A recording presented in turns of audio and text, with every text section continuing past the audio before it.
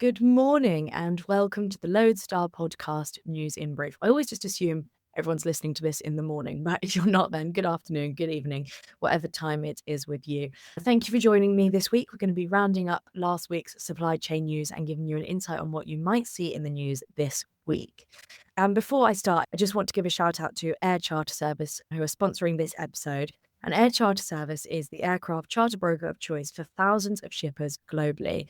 So if charter is the answer to your shipment, then contact Air Charter Service for a no obligation quote. We're going to get straight into the news from last week. And there was a bit of an update on the Red Sea situation. I mean, nothing concrete has happened as of yet, but we reported early last week that the US President Donald Trump claimed that the Houthi had agreed to end attacks on shipping transiting the Red Sea. He said to reporters in the Oval Office that the Houthis just didn't want to fight anymore. Then he said that I will accept their word. We will stop the bombing of the Houthis effective immediately. And this obviously would be a very positive development for the regular retransiting of the Suez Canal. But then the Houthi leader stated at the end of the week that Trump's claim that the ceasefire against US vessels was because the Houthis had given up was far from reality. So the situation, as usual, is very, very uncertain. And it is important to remember that if the Suez Canal does reopen for regular transits, it would temporarily cause a very chaotic situation at European ports as vessel schedules change and Suez routings overlap with Cape of Good Hope routings. And this, at the moment, especially seems like a very scary reality, given that port congestion in Europe is already on a pretty critical level. And I'm now joined by Gavin van Marle, who did a report last week on the latest with European port congestion. So what did you report on this, Gav? So before we get into that, Charlotte, let's just state that this isn't about pointing fingers at ports and blaming them for congestion issues that are often way beyond their control. I think actually that's become increasingly well understood since COVID and the various things that have happened since then. But in no particular order, this week we had Maersk notifying UK shippers that it was moving its UK port from London Gateway to Felixstowe for its TA5 service that runs between the sort of Caribbean into Northern Europe. A lot of the congestion was due to sort of the alliance reshuffles, which I think is something that the trade have been well aware of. And London has been on the sharp end of this one. One of the things that we'd heard from forwarders was that when London Gateway welcomes the Gemini network to its port, as obviously it was getting a lot of Gemini services, that led to a massive strain on sort of hinterland transport capacity. So it's going to take a while to work that one out. I mean, here's the thing about congestion, right? It can happen either at the berths or it can happen at the landside gates. But where you see it most clearly is in the utilisation of the container yards. And the way that the port industry works is that anything over about an 80% utilisation basically means that some form of congestion is taking place. Kuehne Nagel's Sea Explorer platform, which is an excellent tool, has some various yard utilization figures here. Hamburg's containment terminal Burkhardt Quay, which is the big one in Hamburg, which famously is undergoing this switch from a manually operated system to an automated system. It is a place where congestion regularly rears its head because of this project. So what Hamburg's at 85% utilization, it was expected to go well over 90%. London Gateway is 83% utilisation. Rotterdam World Gateway in Rotterdam, clearly, 78% in the berth at 100%. I mean, also in the Med, you've got Piraeus, you've got La Spezia. All of these guys are showing above 80% yard utilisation. And all these issues, they hit carriers' schedule reliability. That causes longer transit times, and thus it sort of amplifies the effect of congestion. It's a horrible vortex. Yeah, I actually went to a Hapag-Lloyd webinar last week, and it was a Canada-based webinar. But one of the things that they were saying was that they were reluctant to accept a lot of shipments from Canada to the Middle East because of the transshipments that were happening in Europe. Yeah. That would just mean that they would have no ETA for their customers, and they weren't happy with that, obviously, with their 90% schedule reliability permit under Gemini. But Gav, you mentioned an advisory from Maersk there. So I just want to touch on their Q1 earnings from last week. Have you got any interesting points from that to share? What we've been looking at when we've been covering these first quarter results, given how unpredictable the period has been, is to see whether carriers are growing in line with the market or not. So we just had CTS, Container Trade Statistics, released its March data on Friday morning. And when you extrapolate all the stuff out, here's the headline figure, is that the global container market growth first quarter 2025 was 4.1%. Maersk posted volume growth of 0.1%, so they were clearly under the market growth. And just by way of comparison, Hapag, which I think you reported on the week before, posted a 9% market growth. So, back of an envelope calculation, which is what we specialise in, you can see that the Gemini volumes all seem to be going to Hapag. But that's very, very broad brush to paint a picture with and not particularly accurate. Specifically on AP Marle and Ms, the numbers were solid. Ocean was pretty much where we all thought it'd be. Terminals are having a great time, and logistics is a bit weak. The key thing going forward this year will be how the full operation of Gemini will impact Maersk and by extension Hapag's Lloyd's cost per container, especially if there is a long-term downturn in the Trans-Pacific trade. Although Vincent Clerc said that actually China to US volumes only represent 5% of Maersk's overall business, so we sort of wait and see. The other thing he said, which I should just add, is that there is no prospect of any resumption of Red Sea or Suez Canal transits this year. You said earlier on this podcast about Trump declaring that the Houthis are surrendered. Yeah. I mean, Vincent Clerc, if you listen to the exact quote, was just like, this is a deal we don't understand, the contours we don't understand, which appears to have been already broken. There's absolutely no way that we're going to be sending our work colleagues, our ships, all our assets, and our customers' business that close to a war zone. Mm. Well, I'm now joined by Alex Lennane. Alex, you noted something interesting in Maersk's report about its Airfreight arm. Could you explain what they said, please? Yeah, sure. Maersk actually said very little about air, perhaps not surprisingly, as their numbers in volume terms anyway, because they don't give us anything interesting like financials on air. They weren't great. It said it had ditched its less profitable customers, which did make me wonder about its automotive logistics business from Germany to the US under the Senator purchase, which it made a couple of years ago. But those flights do still seem to be operating. Anyway, its volumes fell 19% year on year in Q1 to 69,000 tonnes, while other cargo airlines have reported a relatively strong Q1. But Vincent Clerc said Maersk took targeted actions to replace those businesses to focus on margin in favour of revenue. EBIT margin remains the priority, even at the expense of revenue growth, he said. So I think we can expect something better next year in terms of margins anyway. But as I say, they don't release financials on their air freight. Alex, obviously things are changing quite rapidly in air freight at the moment in the wake of the US removing de minimis privileges for China and Hong Kong. But would you be able to give us an overview of kind of where the market stood last week in terms of networks, capacity, demand? Sure. As expected, there's been a significant drop in the number of freighters. Lots seem to have pulled out of the market. There's various estimates, 19 fewer aircraft per day into the US, as well as reductions in flights by UPS and FedEx. That's according to Cirrus Global Advisors, which said that's about 2 million kilos of capacity each day. Wow. Yeah, the tech stop Anchorage is a good way of monitoring this.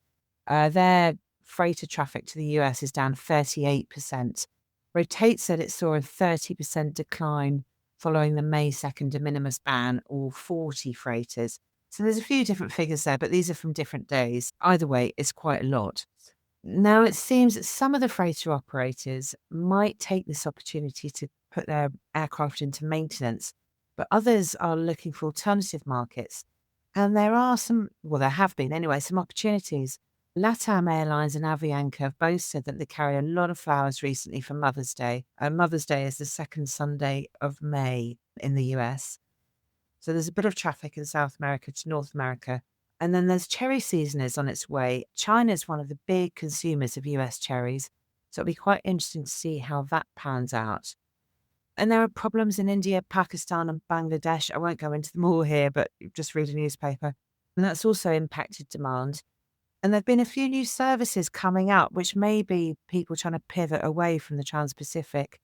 So Schenker is offering a new service from Sylhet in Bangladesh, I think, to Spain. Challenge Group's adding a flight to Bangalore, and India is expected to see quite a lot of additional capacity. Qatar has launched a flight to Atlanta via Frankfurt.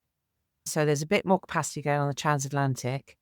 Perhaps most interesting of all the flight announcements is DSV's decision to start a multiple times a week charter service from Shanghai to Chicago, which is properly bucking the trend. Mm. I assumed when I saw it that it meant it had a specific customer or cargo in mind. I asked a Chinese forwarder what he thought about it, and he agreed it's probably mainly for some project or certain blue chip clients, something like that. While we're talking about Airfreight, I do just want to quickly remind listeners that this episode is sponsored by Air Charter Service. An Air Charter Service have a network of 34 offices worldwide and 650 aviation specialists within that. They can always deal in your preferred language, time zone, and currency, no matter where you are located. And they are available 24/7 to help you with your charter requests. So they can help find the perfect solution for you quickly and efficiently. But back to the market and how that is behaving. Alex, this weak demand, has it been reflected in rates at all, or is it too soon to see? Well, I think it's probably too soon to say anything very dramatic. And I have to admit that I have been reminded by readers that there are other markets. It's not all about China, US. Having said that, last week we spoke to 3 or 4 Chinese forwarders, and I'm going to focus on China, US. So one told us that he'd been offered loss-making co-loading rates from BSA contracted forwarders out of Hong Kong of $3.50, including fuel and security surcharges, to the US West Coast, and $3.90 to the US East Coast, but it's even lower for volumetric cargo. Another said that the market to the US West Coast was softer than to the East. He said more consumer goods and e-commerce was going to the West, which is making the market weaker, while industrial cargo, which is still flowing more or less, was going to the East Coast. But rates haven't fallen as much as anticipated, partly because of the withdrawal of some of the freighter capacity, like in ocean with blank sailings. And an e-commerce forwarder told us that low-value Chinese goods to consumers was still competitive even with tariffs on. So a $10 product is now $14.50, which is still relatively cheap and cheaper than American-made goods. But she said that the higher price points were more difficult. So a $100 product now being $145, that was leading to lower demand, and a $1,000 product, and so on and so forth. They also felt that talks between China and US, which were happening over the weekend, were likely to help the situation, or rather, they said it probably wouldn't get any worse. So that's not overly optimistic. And then World ACD said that worldwide rates were broadly flat, have been for about 3 weeks. China to the US is volatile, but has dropped 4 consecutive weeks.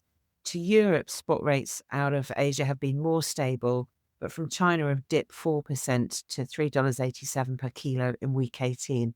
And that's the only numbers I'm going to give you. Well, obviously, this drop in demand is quite a universal thing, but someone that I feel very sorry for is the road freight market, who have also been hit by this weak demand, but they have less options in terms of route management and pulling capacity than airlines and ocean carriers do. And there were predictions of a recovery in this market, recently fed by signals of tightening capacity and strengthening industrial demand. But this has been thwarted yet again.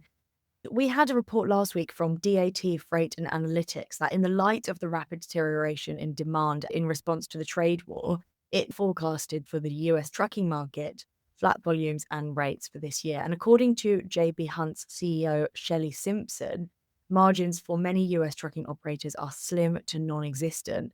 She said that the trucking market is on a stretch of decline of unprecedented length. And she commented during the company's earnings call, "I've never seen a recession last 3 years." So a pretty grim outlook for US road freight stakeholders. So moving to the ocean side of demand and how carriers and alliances are responding to this, we had some reports that there were different tactics emerging. Gav, you looked at some network rejigs and blank sailing strategies last week. What did you find?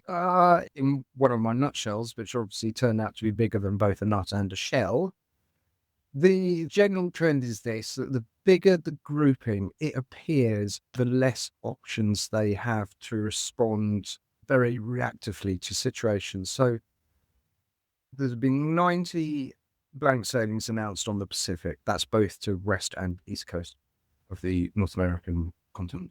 The Ocean Alliance, by far the biggest of these, with its 4 members, represents 50% of the blanks. MSC, obviously completely on its own now, is doing a mixture of suspending services, entire services, that is. I mean, just last week it announced 2 of its 6 Asia US East Coast services would be suspended indefinitely until demand returns, and rejigging existing ones. So you can see that MSC can basically do whatever it wants. The Gemini carriers haven't announced a single blank, and they've been simply focused on replacing bigger ships with smaller ones to match capacity that way. So a grouping of 4 carriers is able to blank services, and that's pretty much seems to be the only tool at their sort of short-term disposal.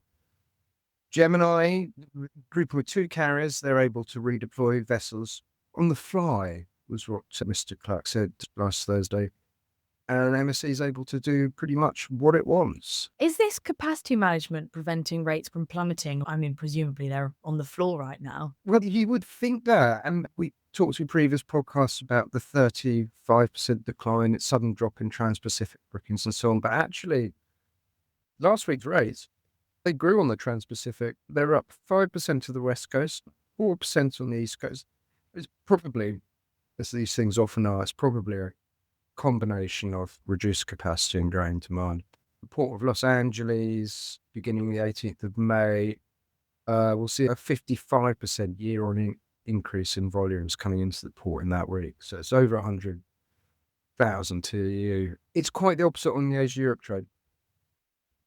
There have been vessels coming from the Trans-Pacific onto the Asia-Europe trade in search for more cargoes. The round ballpark figure at the moment is that capacity on Asia-Europe is about up 20% year on year. And rates keep on falling. They were down 7% to North Europe and down 5% to the Med. And most of the forwarders that I've spoken to, in fact, all of the forwarders I've spoken to, believe that rates will continue to drop. There is no sign of a peak season. It's worth remembering that the early peak season in 2024 on that trade began this week. And there's absolutely no sign of that occurring again. So weak consumer demand, large amounts of capacity, port congestion, yada, yada. Our sources believe that rates, from what they're seeing of the booking quotations for the rest of this month, it's looking like continued descent. Yeah, obviously the main factor of this slump in demand is the huge cost increase from tariffs and additional duties now needed to enter the United States. I reported last week that some shippers were getting a bit tactical in trying to evade these extra costs by something that's been called place of origin washing. This involves transshipment from China to another location in Asia or elsewhere to then send it on from that country and avoid the 145% tariffs or the de minimis fees. And US trade rules state that a shipment must undergo substantial transformation, so processing that adds real value, before it can legally claim a new national origin. And Canada-based shipping and logistics company Chit Chat warned last week that the US CBP had been thoroughly checking parcels for verification of country of origin and immediately refusing entry of entire trucks upon discovering even just a single misdeclared or ambiguous country of origin. This means that even compliant shippers were being affected if their shipments were tied up in the same dispatch as those trying to avoid tariffs. And Chit Chat said that its shipments crossing at the New York state border were refused, and some shipments crossing in Washington had been held for inspection. And if a falsified shipment has been found, CBP can impose penalties of up to $50,000 and bar you from shipping to the US. So it's probably not worth it. One of the emerging popular places for place of origin washing last week had been Malaysia. So much so that Malaysia's Ministry of Investment, Trade and Industry announced on Monday last week that it would now be the sole issuer of all certificates of origin for shipments to the US, and said that the issuance of certificates of origin to the US market by business councils, chambers, or associations would cease immediately. So let this be your warning if you are considering doing some tariff dodging. I mean, there were also reports that some shippers were mixing expensive items with cheaper goods in a consignment and declaring an average price so that the duty bill is lower, which seems quite smart if you ask me, but yes, don't do it, not worth it.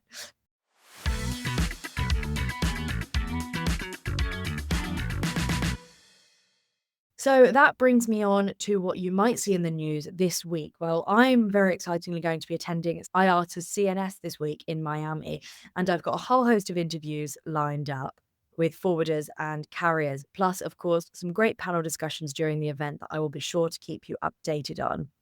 There's been lots of talks of the US reducing tariffs on China to 50%, with negotiations having taken place over the weekend. Although, as usual, there's not really a clear timeline at the moment. So, as has become a regular pattern, this week we'll probably see some change to tariff policy or trade deals between countries. And there was that deal made between the US and the UK last week, but quite a few stakeholders were saying that this lacked any real substance in terms of its impact on supply chain. We will, of course, keep you updated on whatever you need to know, so keep checking back at the loadstar.com. And I actually have an article coming out this week with some advice on how to manage this tariff uncertainty from the Global Shippers Forum, so do keep an eye out for that.